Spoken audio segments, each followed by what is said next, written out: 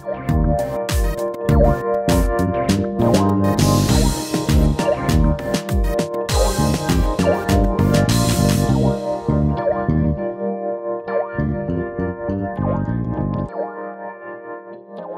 and welcome to another episode of Our Own Devices. This time we are going to talk about a product, a platform, an app which all of us use the most. In fact, if I tell me or if I tell you about myself, I have a 66-inch TV on which the most used app is YouTube. And to talk with us about the 15-year journey of YouTube is Ishan John Chatterjee, who's Managing Director India for YouTube. Ishan, welcome to the show. Nandu, thank you very much for having me.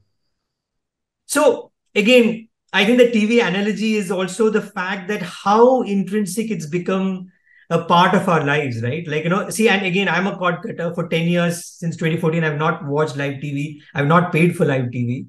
But that doesn't mean I'm cut off, because you have YouTube and everything, news is breaking, maybe there's a television clip that's being discussed, in the journalism space, or, there's a great interview out there. You want to watch an old movie. It's all there. It's like this, portal to everything, So how has this journey been, Ishan, especially in the context of India? Yeah, thanks, Nandu, for that question. Because we're very excited that we are actually celebrating 15 years of YouTube being in the country. Yeah. And the position that you described, we've really gone through a big journey over that period of time. And in many ways, YouTube's evolution has mirrored India's own digital transformation. Yes. And if you'll allow me to walk down memory lane a little bit and highlight a few of the big things that happened along the way. We launched in India in 2008. And at the time, YouTube was primarily for Indians, a window into global popular culture. But even then, we saw a lot of traditional media companies lean in. So the first YouTube channels were actually started by film studios and music labels. And soon after that, we started to see creators come on board. In 2011, we launched the YouTube Partner Program. And that was a seminal launch for us because that was the first time creators could start making money on YouTube. And they went from being just content creators to entrepreneurs, and they were able to convert their passions into professions in many cases. And then if you look at the mid-2010s, as smartphone prices, as data prices started to drop, we began to see a very different Indian come onto YouTube, both as a creator and as a viewer. And they were coming from all parts of the country, especially from non-metro, non-urban areas. And that sort of regional diversity has continued even over the last few years and right through the pandemic. And that's brought us to today, where if you look at a couple of the big trends, you refer to one of them, which is the living room connected TV. In fact, living room today, last year was our fastest growing surface. But on the other hand, we also are seeing an explosion of short form video content through shorts. That's continuing to bring a lot of creators onto the platform. And I think that is a evolution which has taken us from launch in 2008 to where we are today. But one thing that I just end by saying is one thing that has not changed in that period is that creators and artists are absolutely at the center of everything that we do. They're the beating heart of YouTube. And as we think of the next phase of growth in India, we are very committed to making sure we're making it easy for our creators to create content more easily, to connect with their communities, and of course, to monetize. I was at some event recently where there was this conversation about social media evolving, right? It's evolved to becoming very person-driven. But in a way, YouTube, again, if you talk about YouTube in 2008, it was again not very creator-driven or individual-driven, but it's become much more individual-driven now. So is that an evolution that's happening across the internet in a way, going away from the big brands, the publishers, the big mastheads, to individuals who have their own huge followings? Yeah, it's a very interesting question. And actually, that is part of the trends that we have seen over this period of time. And I'd say a couple of things have changed in this period, Nandu. The first one is that creation has become a lot easier. It's become frictionless, especially with the explosion of short form video content. Because if you think of it today, you can open up your mobile phone and anyone can be a creator because the camera is right there. Whereas in the past, if you needed to be a content creator, you needed certain tools. And so even if you had the passion, the talent, the skills, it was not enough. Now, because of that, we're seeing a huge amount of participation that is now coming onto YouTube. And if you think on the viewer side, Consumption also has become multi-format in many ways, because people now no longer just watch one form of video. They choose to watch short form or long form or live, or maybe it's on the mobile device or the living room, as you pointed Yeah. out. Now, as a result of all this increased participation, one thing we're also seeing in popular culture is that, to your point, it's become a lot more participative. Yeah. And maybe I'll give you an example or an analogy. If you go back in time to the early 2010s, when you go back to seminal moments like Kolaveri D or Mm. Dhoni's iconic Yeah. six, Yeah. those iconic moments captured hearts and minds, but everyone sort of experienced it in the same way. But Mm. now, today, virality has become a lot more dependent on individuality or personal expression. And Yeah. typically, trends that break out are trends that have a high degree of participation from the viewing community, where they take existing videos, create content on top of it, and then make the trend their own. A good example of that may be this trend called Choti Bachchi Ho Kya. Mm. I don't know if you've seen this yet, but this is a movie dialogue that Yeah. has now become a mimicry meme. It's made its way into various reaction videos, gaming videos, and Yeah. that sort of participation, to your point, is I think driving a lot of uh, content consumption today. Yeah. It um, it's interesting that you spoke about it being participative. You also see that the creators are now reacting. I was just watching, so I have this morning ritual of having breakfast and watching travel videos, and one of the creators I watch a lot, he actually had taken down questions which his viewers had asked him. The entire video was an FAQ video, based on questions asked to him, based on his recent travels to Kashmir. And he had actually made a printout and he was reading from the printout. This question came, this is the answer. So even the creation of content is now so much of satiating that demand coming from your community, right?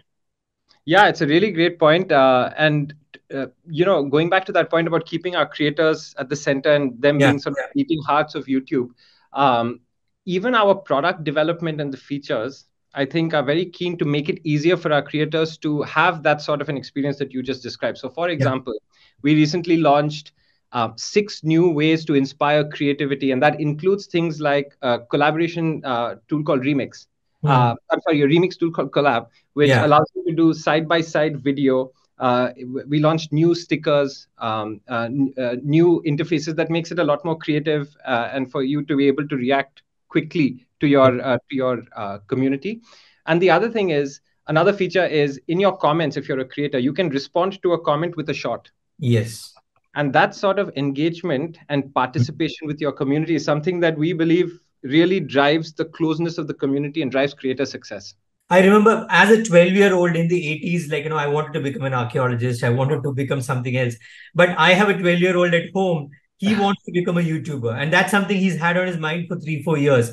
And I know his peers also, everybody's thinking of what can they do. But yeah, but the fact is that this is a career option. This is actually creating an economy of its own. So how do you look at that? How big is that creator economy as such in a country like India? Because you see so many people with different degrees of success. Of course, you have the very successful people and you have people who are maybe just starting out, but it's all adding, in a way, right? So how does that work?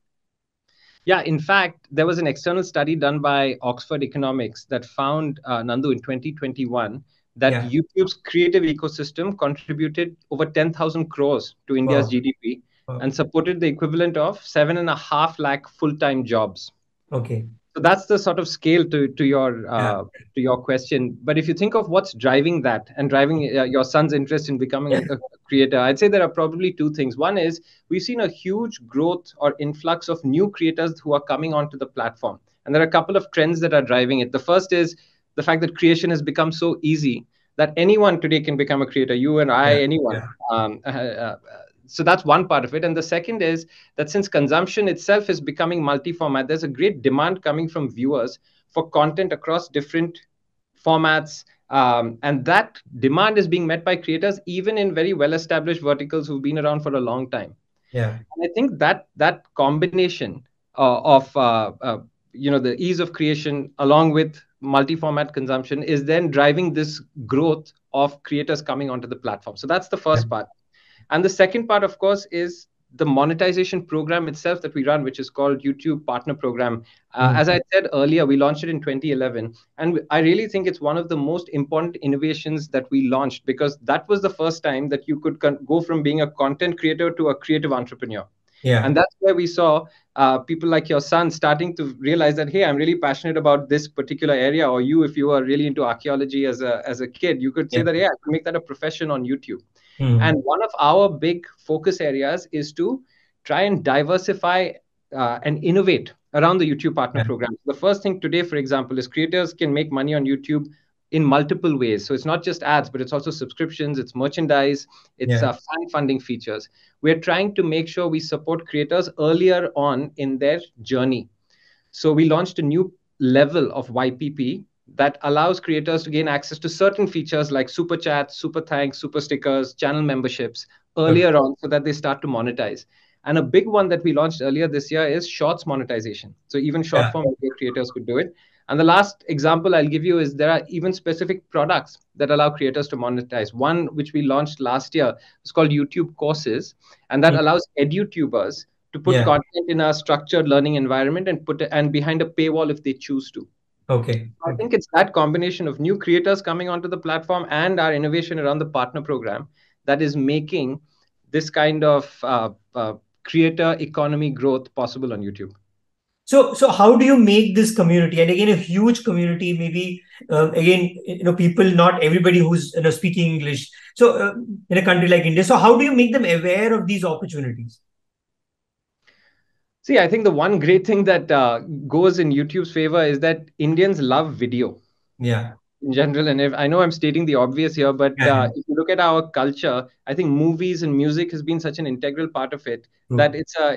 it's a common language that goes across everyone. The second thing is it breaks down literacy barriers also. So you don't need to know how to read or write in order to consume a video and enjoy it or feel enriched or be educated. And I think those are the trends that are driving a lot of this consumption. So to your point about how do people actually know, I think the diversity of content that exists meets different consumption needs across. So Okay. if you look at genres, I already explained like before, like even in our well-established genres like cooking, comedy, gaming, tech, we're seeing growth there. But we're Mm. also seeing new genres come up on the platform, such as there's a new shairi community or poetry, or a lot of channels that focus on science and facts and general knowledge or motivation. Yeah. And I already spoke about learning. So I think that's the different kinds of content that are available. And even if you think of language, we like to say that the language of YouTube is your mother tongue, because if you go into YouTube, you can find language in any dialect of Telugu, Tamil. If you're interested in a subculture of sort of Haryanvi or Bhojpuri music, that's available. Yeah. We also have we recently profiled some creators who were trying to revive a lost tribal language called Chokri. Mm. So Mhm. that just gives you an idea of the diversity, and that diversity of content, the diversity of languages, and the ease of video consumption, I think contributes to that. That's how people adopt YouTube and get to know about it.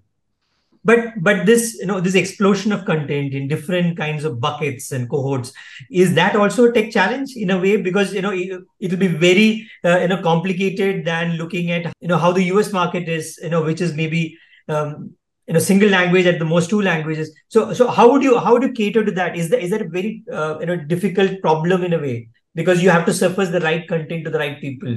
Yeah, it is definitely a challenging proposition, Nandu. But that's we have world class engineering and product teams that support it, and world class infrastructure that supports it. So if you look at the growth that YouTube has had over the last 15 years that I've described, our product has always uh, catered to these needs. Obviously, and we've made big investments in this space, and there's always more that we can do. But I'd feel very happy and proud of the way our technical infrastructure has stood up to these challenges. I often hear from multinational tech companies, for instance, that India is also a place of learning, right? Because you learn so many new use cases, permutation combinations that you have not seen in other parts of the world. And I'm sure in your 15 years of YouTube being in India, it must have thrown up a lot of new opportunities, new learnings. So if you could just talk about a few that come top of your mind. Yeah, in fact, that is very true. I think India is such a rich, diverse ma- Yeah, country and market that yeah, there is so much learning in here. In fact, shorts, which is now a big global product for us. Everything. Yeah. India was one of the first markets where we launched shorts because we really saw the potential for short form video content being successful in an increasingly mobile first environment. And since then, shorts has grown exponentially across the world. In fact, I think in January of 23, we announced that we were seeing 50 billion views a day on shorts. Mm-hmm. And the number of channels that uploaded shorts daily last year grew by 80% over the previous year, just to give you a sense of how that Yeah. has scaled up. And a lot of that initial learning came from our experience in India. And that's also driving some of the new innovation that we're bringing on board. Earlier on, I spoke about some of the new tools that we launched. We actually announced 6 new ways to inspire creativity. And I spoke about Collab, the remix tool, but Yeah. there are Yeah. also vertical live and features like that. We allowed for various remixing tools that allows creators to leverage other content that exists Yeah. on YouTube. And of course, Yeah. shorts monetization also was a new innovation. And a lot of this thinking globally has come out of our experience in India. That's just one major example that comes to mind. So, if I can ask you one last question before we Sure. wind up, if you look at the future, the near future, what is exciting? If you can talk about the opportunities which you see are right there right now, and the big things you guys are working on. Sure. I'd say the one thing that is right here, right now, is this trend that we're seeing, where short form video creation on your mobile device is Yeah. really exploding, as I explained previously. And at the same time, as you referenced, we're also seeing consumption really explode on the living room screen. Yeah. And I Okay. think these two trends of consumption on the living room screen and creation on mobile first devices, especially in short form video, but leading up to this multi format consumption, that is Yeah. a very interesting trend that is changing the landscape for us. And we're investing heavily in both of those experiences. That is one. Interestingly, it's also two ends of the spectrum, right? Like you're looking at the vertical mobile screen and maybe an 85-inch screen at one end. Exactly, and of course there are the product and tech challenges that come with Yeah, that to your earlier question. completely But different. Yes. that's one big Yeah. I think area of investment. And I think the other area of investment that we are being very we're excited but also being very careful about is some of the newer technologies that are coming on board, such as AI. Yeah. And the way we think that AI will help is it will help our creators execute more complex ideas more Mhm. quickly, more efficiently, and in much higher production environments than would otherwise have been possible. So, Yeah. as an example, you can swap out virtual outfits, you can change backgrounds, you can add effects, and you can even take away a lot of the repetitive heavy lifting, like cleaning up audio Yeah. Yeah. on the platform. And those are some of the features. Like one good example is we launched a product called Aloud, which is an AI-enabled dubbing tool that allows creators to take an English language video and dub it into multiple languages, and that takes away the friction or makes it easier for our creators to do that. Okay. So we expect, technology development like that to definitely help. But with AI in particular, it's important for us that we deploy this in a very responsible way. So we are taking our time to develop these features with very thoughtful guardrails. But that's the other area that I think we'd be very excited about. Ishan, thanks a lot for this wonderful insight on a platform we all use, spend a lot of time on, and I hope we can catch up soon. To learn more about what's happening in YouTube in the future. Thank you, Nandu. And I also wanted to quickly say that it's not too late for you to start your own archaeology channel. You never know. Yeah, maybe I'll get my son to do it. He's better off at YouTube than me. Thanks, Nandu. Thanks for your time. So you were listening to Ishan John Chatterjee of YouTube. We'll be back again next week with another guest and a lot more insight. Till then, goodbye.